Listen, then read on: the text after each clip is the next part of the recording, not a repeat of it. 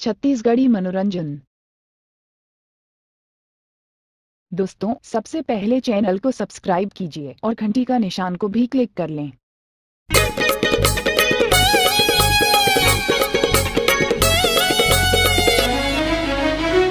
छत्तीसगढ़ी मनोरंजन।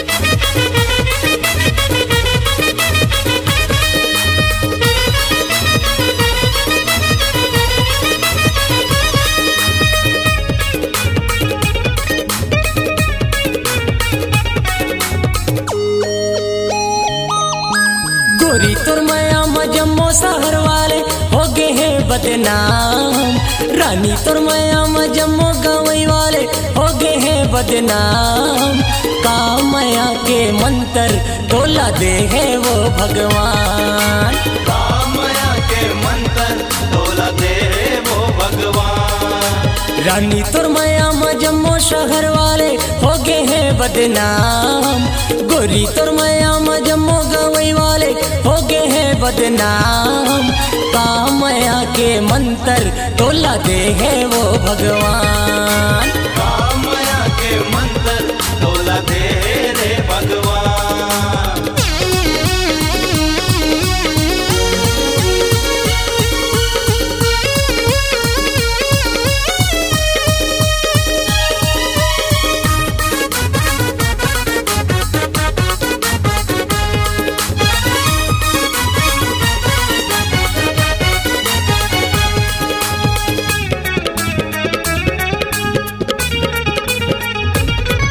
अरे रेंगा थे गली में समर पकड़ के मारा थे नैना बान। हाय हाय मारा थे नैना बान। देखैया चारों मुड़ले देखते है करते चक्का जाम। हाय हाय करते चक्का जाम। हाँ, रेंगा थे गली में समर पकड़ के मारा थे नैना बान। हाय हाय मारा थे नैना। अरे अरे अरे अरे देखैया चारों मुड़ले देखते है करते चक्का जाम। हाय हाय करते चक्का जाम।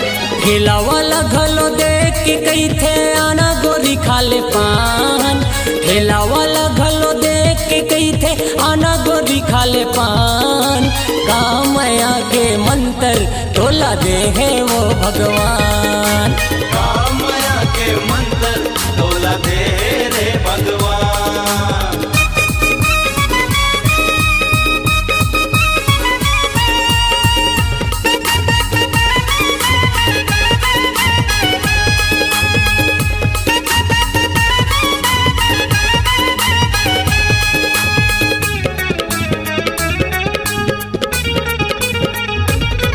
अरे जोगी मन के जोग भुला गे हो गए है कर दीवाना। हाय हाय हो गए हैं घर दीवाना। देख ले दाढ़ी राख के में छमुड़ावा थे आगे ऐसन जमाना।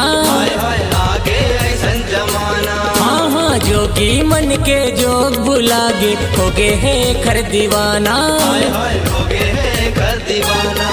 और दाढ़ी राख के में छमुड़ावा थे आगे ऐसन जमाना। हाय हाय आगे ऐसन जमाना।